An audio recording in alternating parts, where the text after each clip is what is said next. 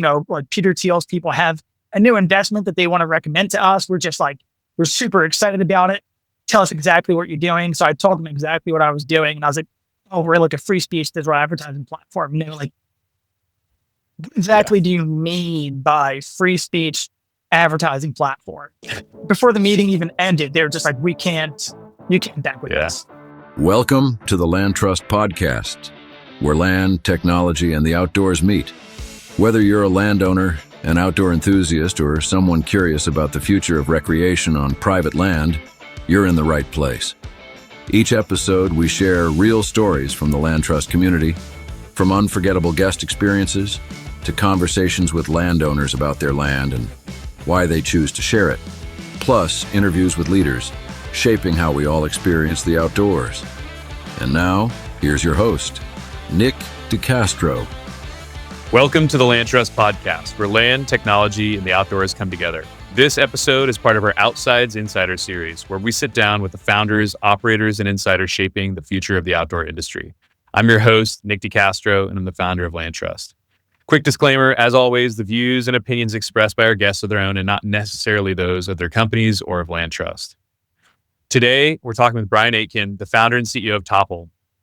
Brian's not just a lifelong outdoorsman, he's a seasoned digital ad exec who's run ad campaigns from everyone from E-Trade to Ferrari. But after years of watching hunting and firearms brands get boxed out of the digital economy by big tech, he built something different. Topple is a free speech ad platform that gives outdoor brands access to the tools Google Ads won't let them use. With backing from folks like Pete Brownell and Rob Gearing, it's quickly become the go-to ad solution for brands across the hunting and shooting sports worlds. Brian, welcome to the show. Thanks for having me, Nick. Yeah, I've been looking forward to this conversation. We have had recorded quite a few of these conversations now, these Outsides Insider series with some friends. And one of the topics that comes up constantly is how, Meta and Google and all these other guys kind of make it really difficult in the last 5 years for, hunting, shooting, that kind of stuff to actually advertise their wares. So, sits squarely in your wheelhouse. But before we get into that, why don't we start kind of with your bona fides? So give us a quick background on who you are, kind of your history and experience. Yeah, so I'm a big Second Amendment advocate. Started getting into hunting probably about a decade ago. And, my background is in digital publishing. So I used to publish special reports in print for the Wall Street Journal, USA Today, the Washington Post, and realized there's an opportunity to make more money on the digital side. So I'm a serial entrepreneur. So my second company was a digital publishing company. And realized, okay, the money here is really in advertising. And that's when I started building out digital advertising divisions for PR firms like Ketchum and Edelman. And then that got me into like the big media agencies. So I've done a lot of work for obviously Omnicom agencies, but also like Assembly, primarily on like the paid social side. So my background is in managing, billions of dollars for paid social primarily.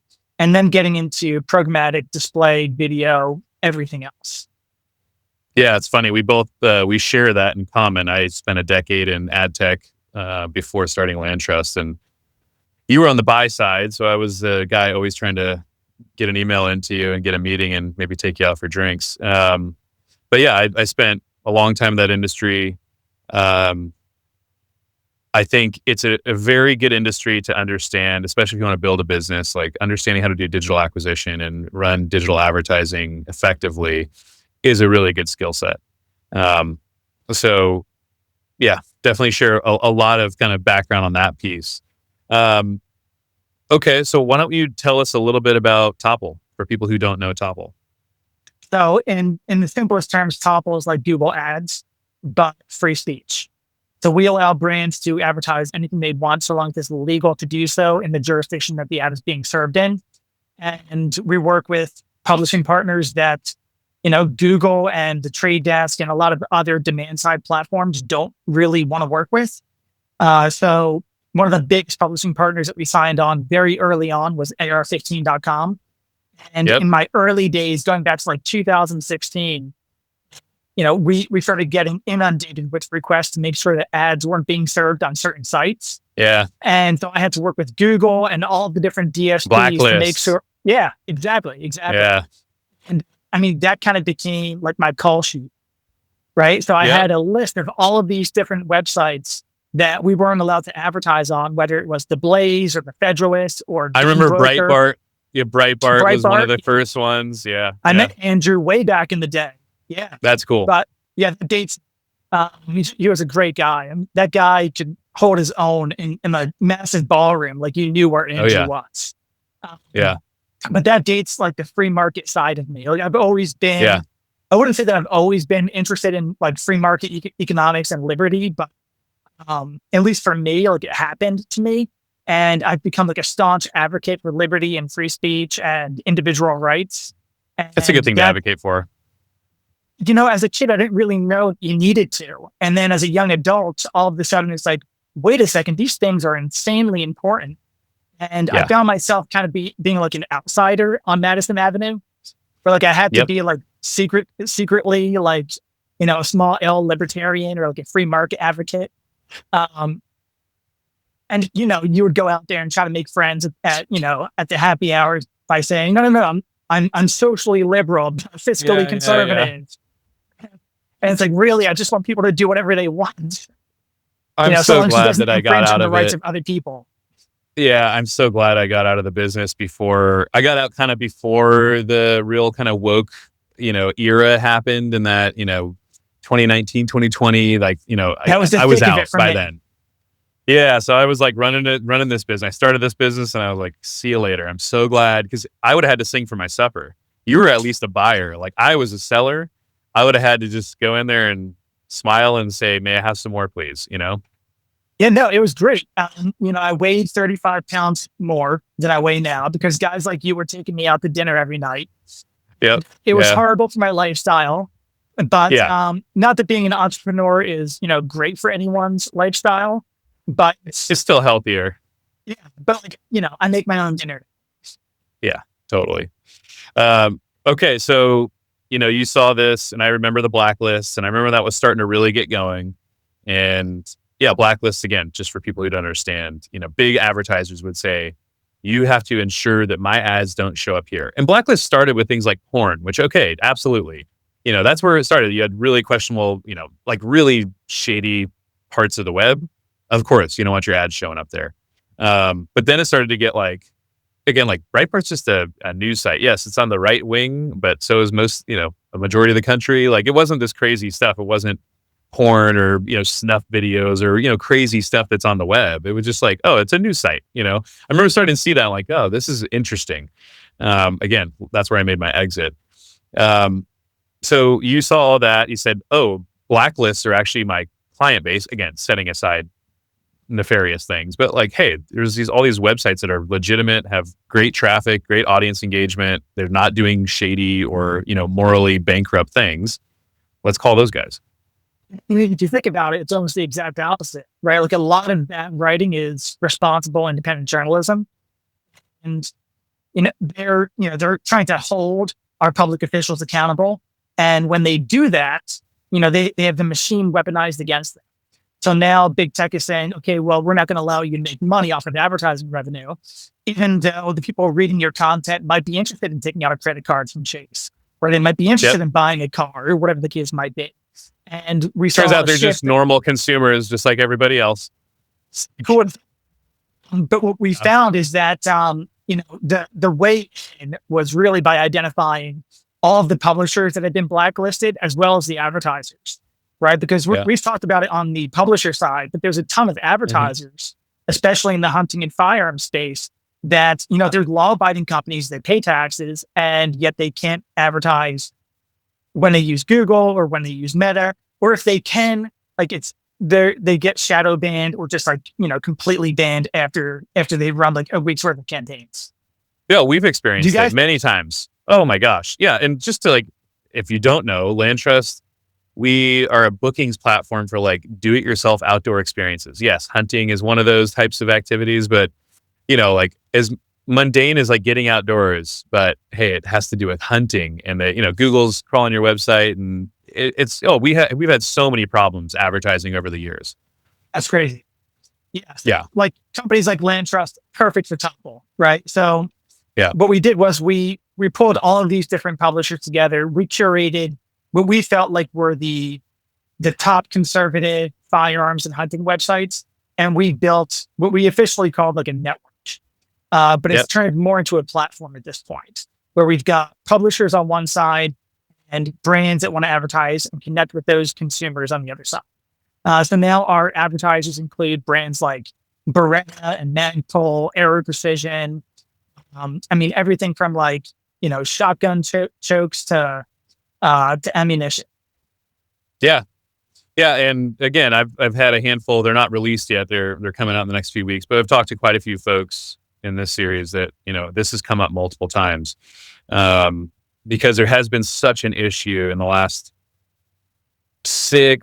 I can't remember exactly when it started, but I never sold firearms. So I don't know how long, probably firearms forever, but then just like hunting and like, hey, I sell, bows or whatever. And like, Meta was just shutting you down. Google was shutting you down. Funny side story. I just had my wife try to sell I have an old bow. And I'm like, God, I haven't shot that bow in forever. I'm like, hey, I don't have Facebook. I haven't had social media since 2016. But I was like, hey, can you sell this on Marketplace? And she did the whole listing and everything, and it got declined because it violates their terms of service. So like, this happened like a week ago. So if anyone's listening, they want to buy a full setup for $300. Oh, you send it to me. I'm getting into bow hunting.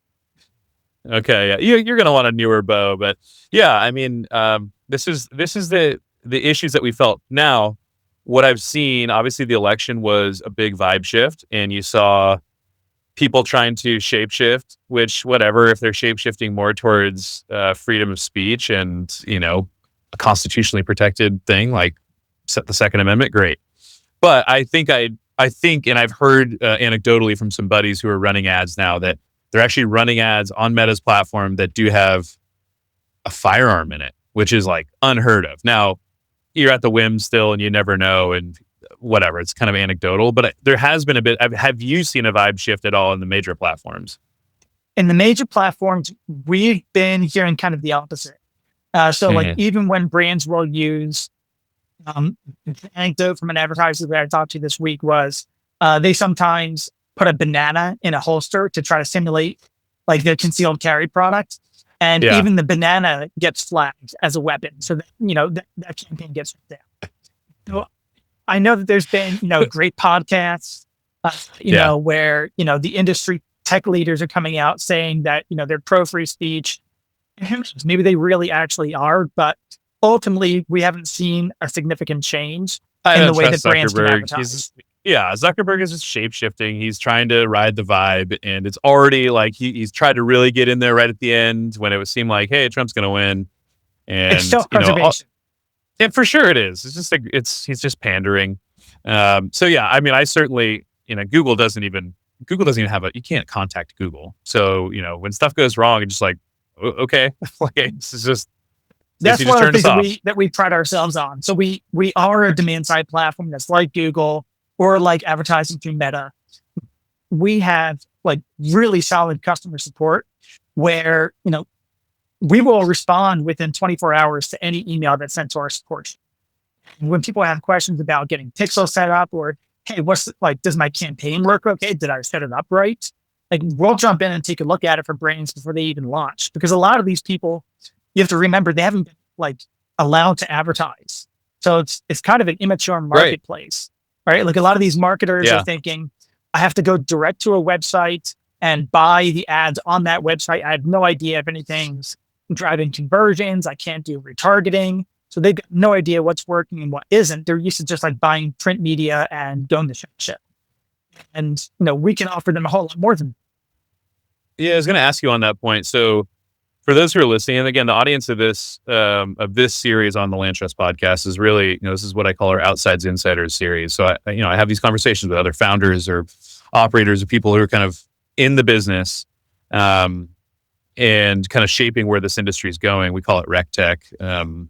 But for people who are listening, if you're a firearms manufacturer, or let's call it maybe like firearms adjacent, and again, even going into the hunting space, let's talk about firearms. How have they advertise historically? So setting Topple aside, like how are these guys getting out and selling their wares? A lot of it's going to be going out to big like industry events like SHOT Show, trying to get PR placements to talk about your product in, all of the traditional magazines and the websites, trying to work with influencers who sometimes they're fantastic, sometimes they're unreliable. Maybe you send them product and money and they actually do what you want them to do, or maybe nothing ever comes of that. So the influencer economy has kind of been a little dicey. Something that we want to step into. Yeah, on the influencer side, and I actually don't know this. So obviously we've been talking about paid advertising where you're running ads to the platforms, and that's where it's been a choke point, which is actually the name of a thing the government ran against the 2A space. But like in the scenario influence, say take a brand, I don't know, I'm going to pick a brand, Daniel Defense. And they say, cool, we weren't able to advertise online. I love Daniel Defense. I own multiple Daniel Defense rifles. But if they were to work with an influencer, can influencers be showcasing and talking about those firearms on platforms like Instagram or Meta, et cetera? Or do they also get kind of like nixed? Do those posts get nixed? So my understanding, and this is kind of my background. So there was a social media advertising company called Unique Influence that was acquired by a big Madison Avenue holding company. And I was brought in by the CEOs of both companies to like bring it into Madison Avenue. So my background is primarily in Facebook advertising. Got it. So if they are doing branded content and it's a collaboration, they're not able to promote those posts. So organically they can share that content. But what we know is when they're sharing that content organically, only about 2% of their followers are seeing that content. So we offer ways of being able to repackage and amplify that. So what we normally say is if you've got awesome video content from an influencer, repackage it and distribute it through Topple, and you get guaranteed reach in front of your desired consumer in a way like you can't guarantee that when you're doing it with, Facebook or Instagram. Right, because their terms of service, if they are doing something where they're receiving money from a brand, it does need to be like a branded or a sponsored post or whatever it is, and they'd probably get cut off at the knees there. Exactly. Interesting. Okay. So yeah, they were having to basically, and then obviously I think they can do email marketing. So if you sign up for firearms, I get, they definitely can. Cause I get even that depends. I heard just yesterday from one client that, Salesforce won't even work with them. I mean, I laugh because it's so silly, but yeah, that's crazy. And actually, I'm thinking back to a conversation I had with Dusty. Dusty Wunderlich from Cordova, right? DSQ. Yeah. So Dusty was, I think he was my first Outside Insider podcast that I did. But we got into this, of course, because of the business he built with Cordova, which we're talking about the advertising side, but especially in the 2A space, I mean, the payments rails were just like taken away, and so there's got to be other ways to go do this stuff. Yeah, I've got a good story about that. So. When we initially got our funding for Topple, I wasn't exploring funding at the time. It was like a side project. I was the chief advertising officer of a big conservative ad agency out of DC. And this was just kind of like a side project that, turned into what it is now. But Michael and Danielle from 1517 Fund were, they represented Peter Thiel's capital. And I was good friends with one of the partners there, and we met in Telluride, and they were like, "Hey, would you take a check?" And that kind of opened up the, oh wow, like, I can actually raise some funds and build a real company with this. And once you do that in the venture capital space, as they kind of open up all the doors for you and say, "Hey, these are our preferred banks and our preferred vendors for other different things. Here's 2 years." With, Carta for your cap table management. Here's the bank to work with. And so the bank that was recommended to us was Silicon Valley Bank. SVB. They had like 20 people around a conference table for the initial meeting. And they were like, we're so excited. Anytime 1517 Fund and, like Peter Thiel's people have a new investment that they want to recommend to us, we're super excited about it. Tell us exactly what you're doing. So I told them exactly what I was doing. And I was like, oh, we're like a free speech digital advertising platform. And they were like, what exactly do you mean by free speech advertising platform? And before the meeting even ended, they were just like, you can't bank with Yeah. us. Yeah. Like, Yep. you couldn't even have a checking account with it. Yep. I have stories like that. I've never gotten to the no banking access piece, and thank God we don't bank with Silicon Valley Bank, because that was pitched to us too, right? If you raise venture from institutional venture, SVB was it.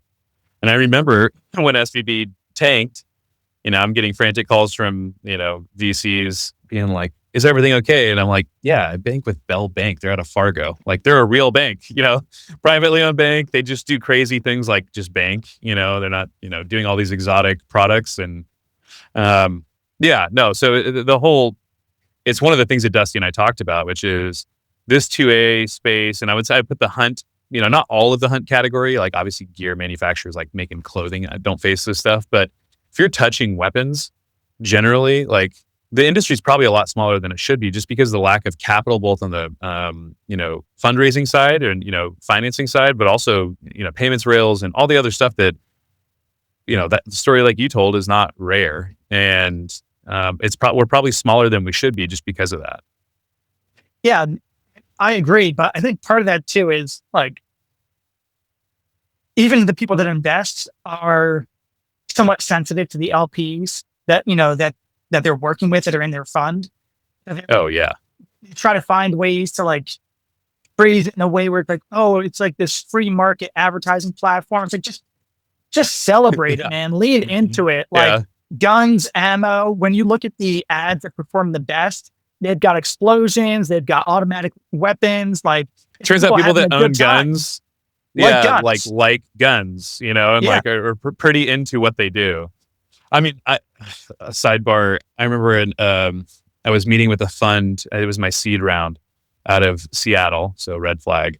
And the guy who brought me in, the associate who brought me in first, he went to school in Montana. He might have been from Montana. He's like, dude, I love what you're doing. It's like amazing. Bring me in. I get to the partner meeting, which for people who don't run the businesses, like, that's like the meeting, right?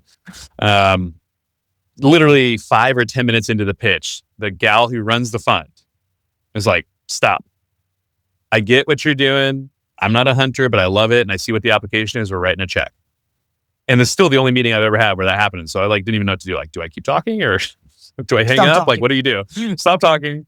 So, the meeting came to an end, and like a week later, the associate calls me, was like, dude, I'm so sorry, but one of the LPs found out that, there's hunting, and it's flipped out. And like, so they never invested.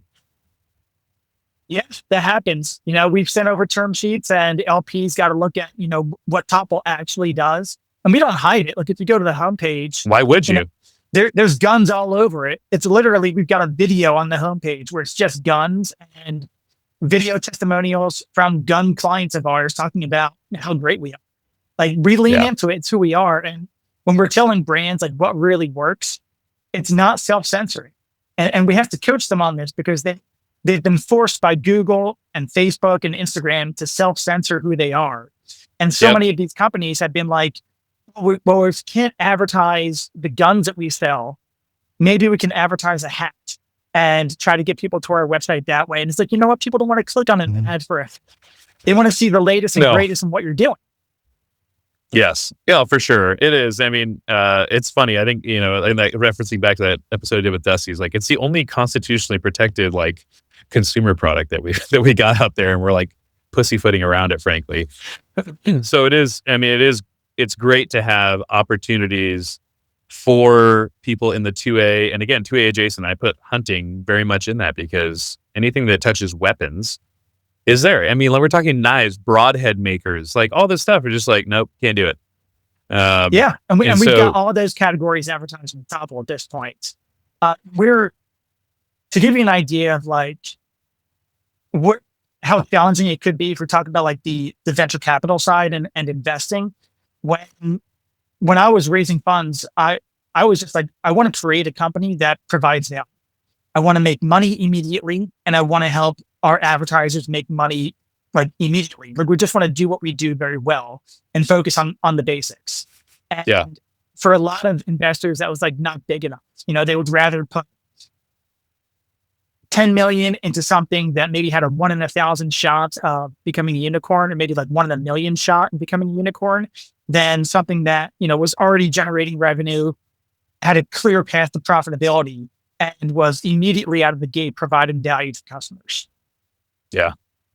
Yeah. It's frustrating. I mean, we're kind of the same boat. It's like, this is, we provide value, like actual legit value to both sides of our marketplace. And yeah, you hear these investors like, it's not big enough. You haven't said AI enough in the conversation. Like, okay. Yeah. Well, I mean, AI is exactly what I'm thinking about right now, because, the one co-founder of OpenAI just raised $2 billion and no clear path towards actually having any sort of product to be able to sell.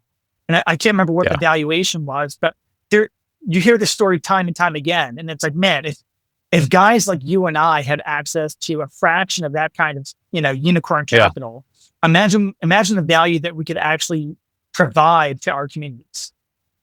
Yeah. But you know what? It's kind of what I talked to my team about. Having constraints makes you be scrappy and build more durable, actual businesses. We've raised some capital. I mean, nothing compared to like, again, a Silicon Valley comparable to us. And, we grew. It was kind of that zero interest rate period time. And, it's like raise the money, deploy the capital, hire people, all that. But we've now leaned back down, and it's like, we produce positive contribution margin. We're not profitable yet, but we'll be there soon. And there's a real business. This is like the real stuff. And, luckily I met our chairman a couple of years ago, who used to be the chief revenue officer at Outdoorsy, which is like an RV rental marketplace. Yeah, no. And that was the first thing. Yeah. So that's what he told me. He's like, man, love the business, love what you're doing, huge potential market. Like, figure out your contribution margin, unit economics now. It sucks to try and figure out when you're big, and most of the time you can't pull it off. And stop paying, Google and Facebook for your customers, because they're very temperamental, Yeah, and that's where we are. We stopped raising capital a year ago, and we're just, we're cash flow positive, and we're reinvesting in the company. That's awesome, man. Yeah, I'm envious of you in that position. We'll be there soon, and it'll be a great day. But yeah, these are kind of the real things of trying to build businesses in these spaces specifically. And people say outdoor rec, like I'm not talking about, Patagonia, like hiking and biking like that. They don't have any problems in this space. It's really guns and anything that uses guns or weapons, and hunting, obviously does. So but I'm curious. It should extend beyond that, right? Because if you think about the consumers that we reach and how difficult they have been to reach since like 2016 is when I really saw all of the blacklisting starting to happen. Like they've been so difficult to reach for almost a solid decade. We should be having more brands like Liberty Mutual and Geico and Ford. For sure. Like all of those guys should start saying at least half of the economy is consuming content across these digital properties. We should be reaching them where they are. Yes. Yeah, for sure. You should see mainstream, advertisers. Again, not that firearms aren't mainstream, but yeah, you should be seeing that kind of stuff happen too. They're mainstream in all the households that I've been seeing. Yeah, same. There are more firearms than individuals that live in the U.S. Sorry, I got a little bit of a cough hanging on here. How do you think, talking about that consumer who has been neglected, like what have you guys learned about, again, you're kind of a marketplace, like we're a marketplace, so you have a supply and demand. With the consumer, especially consumers of firearm or firearm related things who haven't really been advertised to, like what are you guys seeing? What have you learned over the past few years? How long? But I forgot to ask, when did you guys launch it? Well, the company was incorporated December 14th, 2020, but we didn't even have an MVP until like mid 2021. Okay. So it's been a few years now. You got a few years under your belt. So, I mean, what have you guys learned both on the publisher side, on the advertiser side, on the customer side? But we learned that a whole lot of people didn't really know what they were doing. And there were a fair amount of bad actors in the space because of that. And we had to do some damage control and reputation control just for advertising in general. Because there were kind of like incumbent people in the space that were, for every $100,000 that they might take in like advertising budget, maybe $30,000 would actually make it into like an advertising platform Oh yeah. of some kind, and they would keep 70%. Yeah. Some of these guys that we were initially working with were marking these, every dollar reps tenfold, right? So if you think about that, they were taking $90,000 of every $100,000 that they would get from a client. Yeah. And that gave a lot of brands a really bad taste for advertising. They're like, we do it because, we think that we're supposed to do it, but we never see results. We don't have any access to the data. And, we're really hesitant. And I'm coming from a very digitally mature space where it's like the Hershey company is spending billions of dollars and they know what works. And I'm working with their top digital guys, their chief digital officer, and we're deploying digital in ways that make sense. And we have access to data, and we have access to all the other marketing partners that we need to have access to visualize, to refine, to target, to optimize.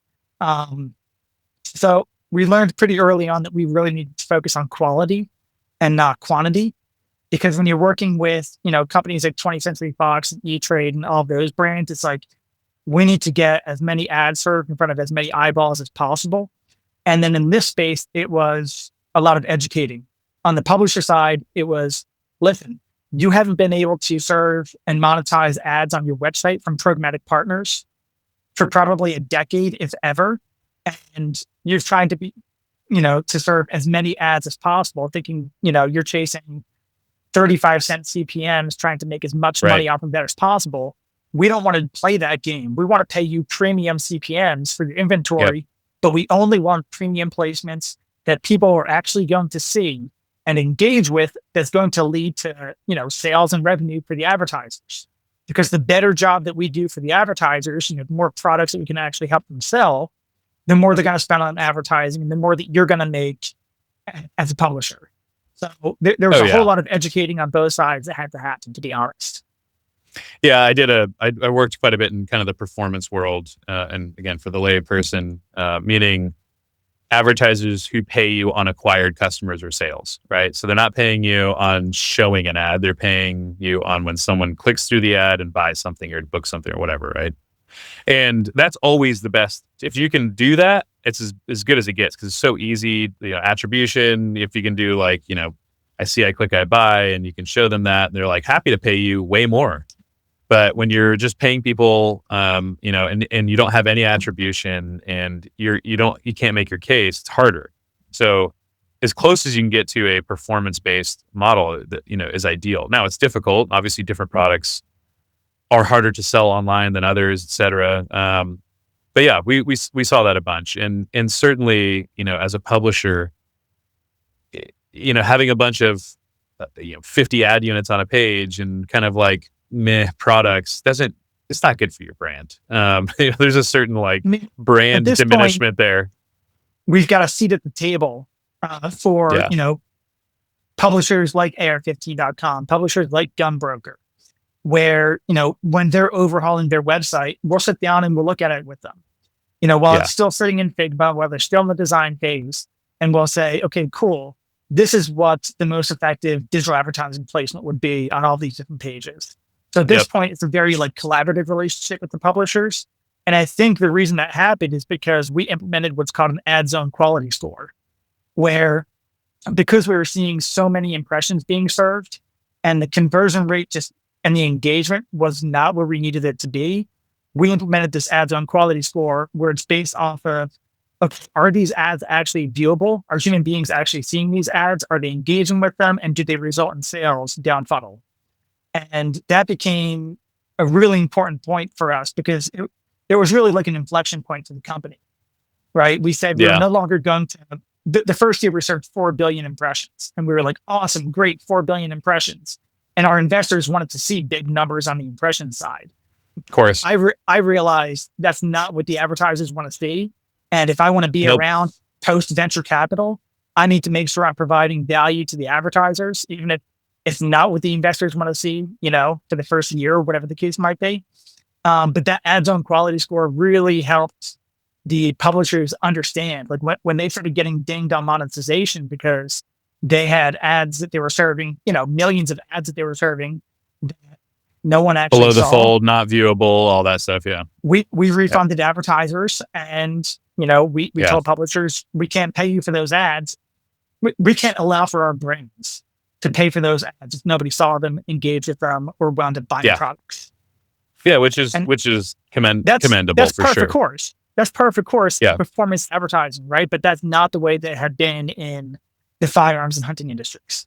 Yeah, well, I mean, in performance, it don't matter. Like, I don't care if you served 2 trillion ads. I'm going to pay you for the 10 customers you drove, right? It's not about that, right? And oh my gosh, I worked in the YouTube ecosystem pretty early on. I was working in YouTube in 2011 and did a lot of the influencer stuff. And then I got into a different part of YouTube, which is more on the paid side. And I was building a contextual targeting platform on top of YouTube. So we worked a lot of B2B enterprise brands. And, you go to like these big Silicon Valley companies that are selling, their buyers are writing them 7-figure checks a year type thing. And I remember we'd go in and pitch, these brands, and we say, hey, we saw you guys running YouTube ads. Do you want to know where they run? And of course, YouTube had hidden this stuff very deep. You'd have to know exactly what you're looking for. Oh, and like lo and behold, extension and all that. Oh, this was still in the YouTube ecosystem. So not even talking about the dumpster fire of, Google Display Network, but all of these companies, and we're talking like, hey, I'm selling identity and access management solutions to, Fortune 50s, right? And their ads are running against Taylor Swift videos and children's videos. And if you think about it, this is where you have like, if you own the auction and the inventory, you have these perverse incentives, right? So why are they running against music videos and children's videos? Well, they don't skip. So like you've got it playing in your browser in the background. And then, Taylor Swift is, if she drops a music video, there's 100 million views happening in like 24 hours or whatever. So you can just burn the ad inventory down. Burn through the budget. Yep. Oh, just like smoke it, right? And so, and then to watch the YouTube reps back then, like bend themselves into a pretzel to try to say that, well, yes, but that, computer is, the computer of the VP of marketing at, Salesforce who's considering your thing, their kids using it at home. It's like, dude, so ridiculous. There's not 10 million executives at Salesforce. There aren't. Sorry. Yeah. They're just not. You asked those like and that's why I love contextual targeting. Because I think advertising done well is awesome, and that's why I always loved context. So for people who don't understand, context is like, hey, if I'm about to watch a golf video on YouTube, do I want to see a Titleist ad in front of it? Yes. Or do you want to interesting see to me an ad for, your kids' diapers? Yeah. Right? So it's just, yeah, exactly. So for me, context was always so easy to sell. Now, you put yourself in danger when you build yourself on top of someone else's platform. So YouTube makes a change to the algorithms or whatever, and like the whole thing falls apart. But, if I go onto ARFCOM, AR-15, and I like guns, and or I'm on Gunbroker or whatever, and I'm seeing like, I see an ad for Daniel Defense or Beretta or whatever, like that's great. I'm interested in that. ARFCOM does. I watched their their YouTube show, and he's inserting red ads in there, and it's like of guns and gun stuff, and like, yes, I'm watching gun content. I want to know and see gun ads, or like whatever. So advertising executed well is great, and it's value add. It's like, oh, I didn't know that existed. I'm genuinely interested in that. Yeah, I mean that's. I don't even know how I got into this industry, to be honest. It just kind of like fell into my lap. I was this goes back to the origin story of how I got into entrepreneurship, but I've always been into the outdoors. And so when I was 17, I started my first company called Vertical Trips. Like I didn't have the gas money to go ice climbing in New Hampshire. So I started thinking, how can I get somebody else to pay for me to go ice climbing in New Hampshire? And so I went on MySpace and different like outdoor climbing forums. Nice. And I started pulling together people who also wanted to go on the trip.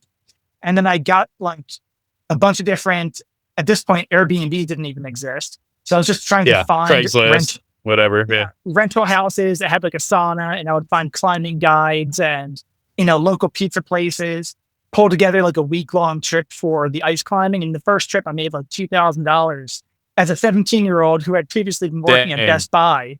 And I was like, okay, this Best Buy stuff has got to go. And whatever this is, I'm doing this. But it's always been outdoors related. And that kind of was like my introduction to digital marketing, even if it was like MySpace and forums. But people still use marketing. Forums. They're still addicted to it.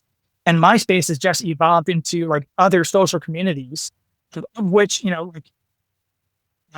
there's a handful that are emerging in our own spaces, right? And we're seeing pretty good user adoption.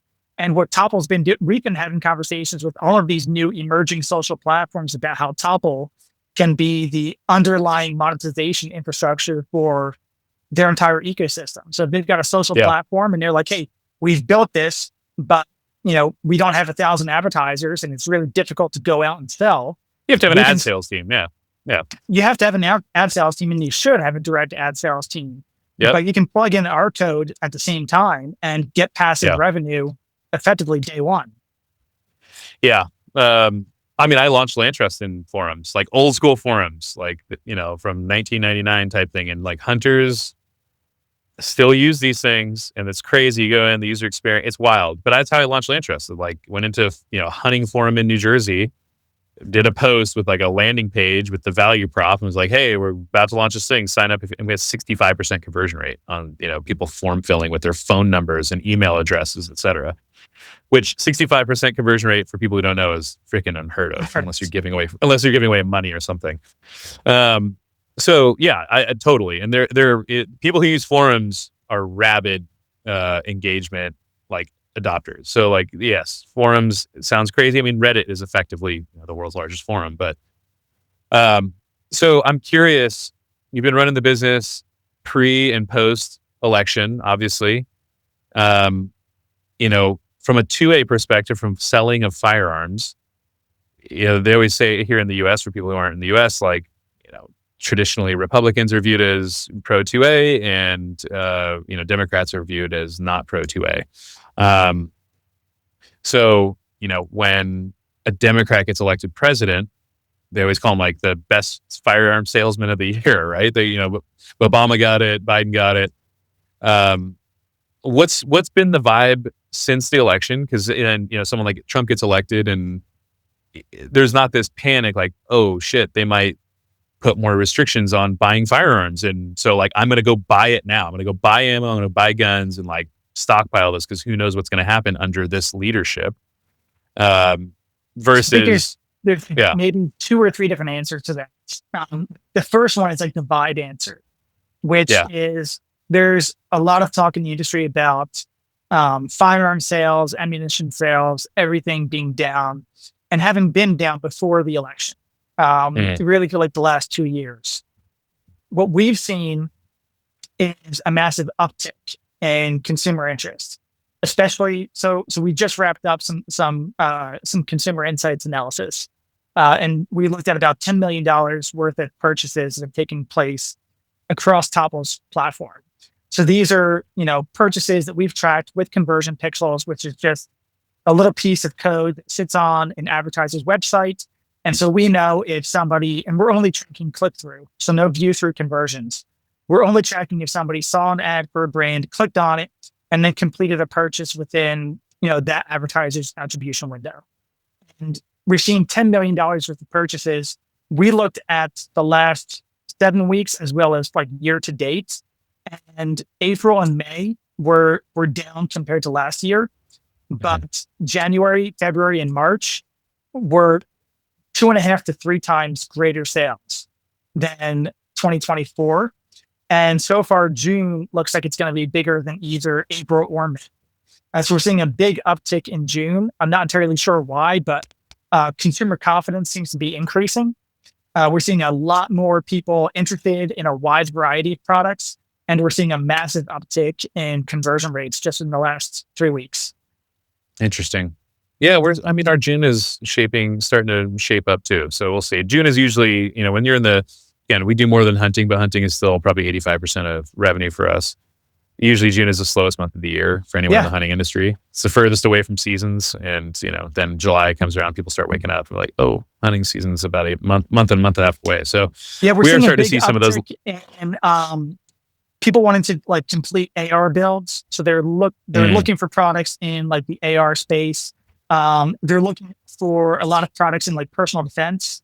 So personal defense firearms, we're talking about like repeat buyers looking for the latest and greatest, but we're also seeing a pretty big uptick on like first time personal defense firearms owners. And along with Interesting. that, you start getting like everything else. You start getting 9mm ammunition, you start getting Yeah. holsters, like what did I be Yep. buying? And then you start seeing all the other like adjacent accessories. Like, okay, well, like how do I store these things? What's the best safe way to be able to store these in my house? So you start seeing Yep. safety products, anything related to concealed carry, all of that. We've seen a big uptick really since January. Interesting. Okay.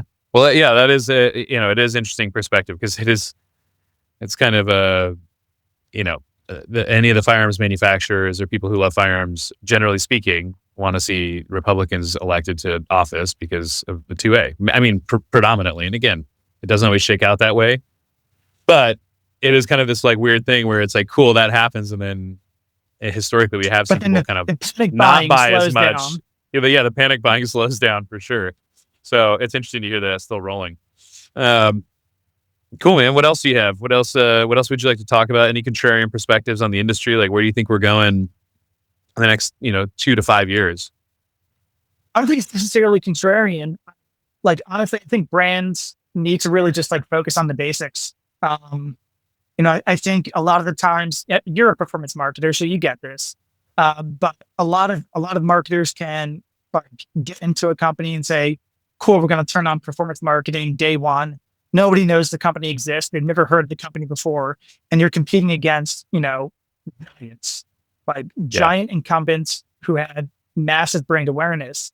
And so another study that we just wrapped up, we're working on a white paper right now, but it saw that brands that actually have top of mind awareness have 40% higher conversion rates than those who are just running performance marketing campaigns that no one's ever heard of before. Yep. And a lot of that is just like, not just like going back to basics, but also helping brands like set expectations appropriately. Whereas like you need to make sure that people actually know who you are and what you do and what your values are. So that way they know and trust you and know what your product is. Right. So it's really kind of basic stuff, nothing necessarily contrarian. I don't think we're going to see a big shift in, firearms and hunting being allowed to advertise on Google and Meta. I think if we were going to, we would have. Yeah. And I think it would have happened right. I think it would have future. happened right away. Yeah, I think it would have happened right away to try and again ride that vibe. But I don't think we're going to see it. I neither. And to be honest, and this goes back to a public relations firm that I was trying to hire a couple of weeks ago. So not a bank, but another company that wouldn't work with Topple. We wanted to hire a PR firm, and they were like, so. I visited the website. What is this free speech thing all about? I was like, I had this conversation with Silicon Valley Bank 3 years ago. And so I explained, like, we'll work with anybody. We're open to anyone and everyone. If Joe Biden and Kamala Harris want to run an advertising campaign, we're not going to say no. They're allowed to run advertising campaigns with us. We believe in free markets. If the publishers are open to that, publishers have the right to say no. But we just provide the marketplace and then advertisers and publishers can sort it out between themselves. And they're like, we're not going to compromise our values by working with you. And it's like, well, values exactly. Would you be compromising? Like not free speech, freedom of association. Like those are two great values to have. Yeah. Yeah, it is. It's pretty amazing to hear people say it out loud. I don't think they understand what they're saying when they say that. Well, that's interesting. I hope that the hope would be that, everyone allows this kind of stuff, but I just don't see it happening. Not from the big guys, but it is good to see a market being served. And a lot of us are serving these markets that have traditionally been underserved because of the reason we've talked about, political pressure, restriction of capital and service providers and all that kind of stuff, just because, the stuff we deal with happens to deal with weapons, generally speaking. And don't be bashful about it. I think it's interesting to hear like gun manufacturers like, well, can't talk about guns. Like, well, that's what you make and people like them and people buy them and, millions and millions and millions and millions of people have them. But it's just, societal pressures and political pressures and whatever the last 20 years has just made them feel like they can't talk about these things, especially in online to do advertising. Don't get me wrong, SHOT is fun and, SHOT Show is a fun show to go to and it's fun to see everybody and, it's kind of crazy, but to be able to really kind of scale, you've got to be able to do digital advertising. And that's where probably the biggest channel for most people. Do you see most of the specific firearm manufacturers, are they doing e-com now, or is it still, I know that they have kind of a more complex because they work with a lot of retailers, so they have retail partners. So like, I know some, like Dino Defense sells guns directly online, and I think some of the other guys do too, but is it normally you're trying to drive to in-store purchase, or, with firearms specifically? It really varies. So not a firearms manufacturer, but we work with, we signed a big contract with one of the world's biggest ammunition companies. Yep. And they were like, listen, we offer products for sale on our website, but really we don't care because this is all about our distributor network. Right. And we want to make sure that our distributors, we built our brands on our distributor network, and we don't want to take sales away from them. We want to help drive sales into those stores, and we want our brands to be top of mind when they go in store. But they don't even run promos. So they won't run any sales, no Memorial Day sales, no July 4th sales, no Black Friday, Cyber Monday, because they don't want to undercut their distributor network. And we see similar things on the firearm side. Okay.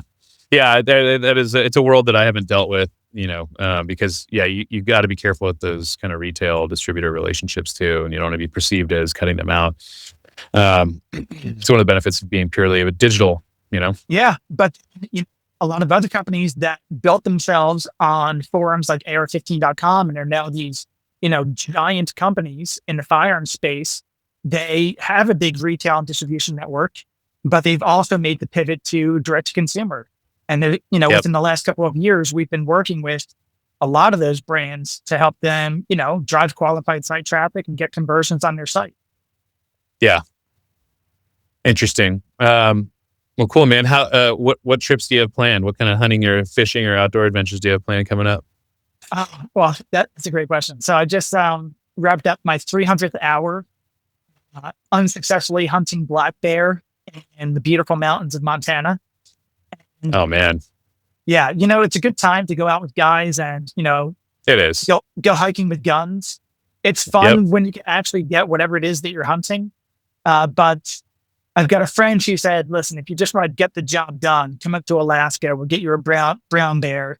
He's got a 95% success rate. So I'm kind of like, do I bite the bullet and, go after one of those giants? That might be the next one. But we're doing, actually, we should talk about this more offline, Nick, but we're doing more collaborations with brands.